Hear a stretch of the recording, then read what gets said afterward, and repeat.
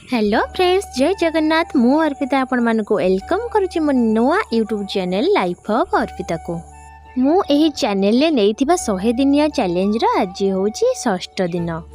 सकाळ उठी ब्रेकफास्ट रे मु खाई देइथिली गरम गरम बरा आलुचप सह मटर तरकारी, जोटा कि बहुत टेस्टी एंड यम्मी। तापरे मु 15 दिन है रखी किसी सर फ्रिज रे कलेक्ट करी ताकू आज होममेड घी बाहर कर देती मो झीपाई। आ सांग माने देखो मु बटल ले केते घी बाहर कर देइछि घरे।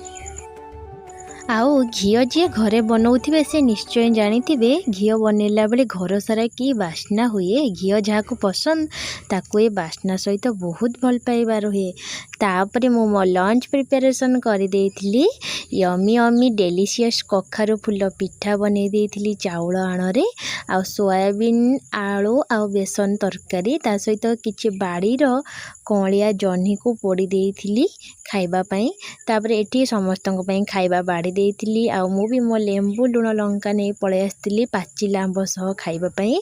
आ 4टा बेले देन मु दीटा आत पाचिला आत दीटा देखंतु केते सुंदर आत हमर पटे भारी गलानी तो खाई देइथिली। तापर संध्या बेले टिके बाहर को बुली पळेइथिली चालिबा पई। सकाळो तो बुली होनी तो इवनिंग वाक रे टिके बुली जाइथिली। आ बाहर देखो केते बाहरिया गोरु मैंने बुलूछंती।